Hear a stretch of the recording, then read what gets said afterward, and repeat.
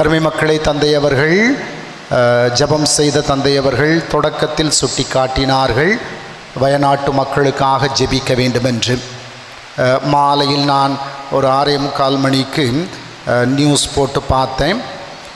243 பேர் அந்த வயநாட்டில் நிலச்சரிவின் காரணமாக மரித்து போனார்கள் என்றும் பல்லாயிரக்கணக்கான மக்கள் பாதிக்கப்பட்டிருக்கிறார்கள் என்றும் செய்தியை பார்த்து வேதனைப்பட்டேன்.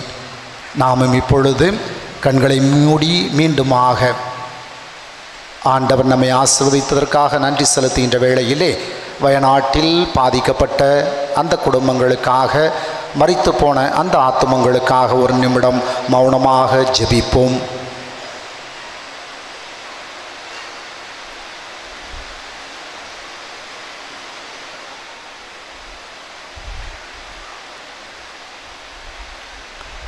ஆண்டவரே, நித்திய இளைப்பாற்றி எம் சகோதர சகோதரிகளுக்கு அளித்தருளும். முடிவில்லாத ஒளி ஒரு மேல் ஒளி சமாதானத்தில் எம் சகோதர சகோதரிகள் இளைப்பாற கடவார்களாக.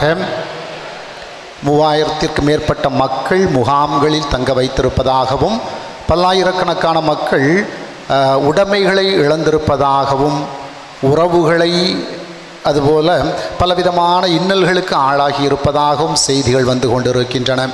எனவே அவர்களுக்கும் ஆண்டவர் தாமே ஆறுதல் கொடுக்கும்படியாக ஜெபிப்போம். ஆண்டவரே, உம் பிள்ளைகள் யாவரும் நலமாய் வாழ வேண்டும் என்பது உம்முடைய திருவுள்ளம். ஆயினும் கூட இயற்கை பேரிடர், இயற்கை சீற்றங்களினால் சில நேரங்களில் மக்கள் பாதிக்கப்படுகின்றார்கள்.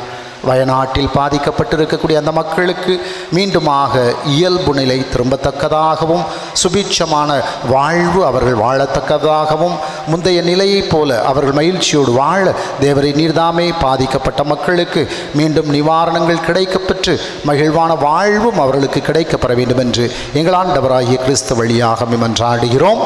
ஆமென்.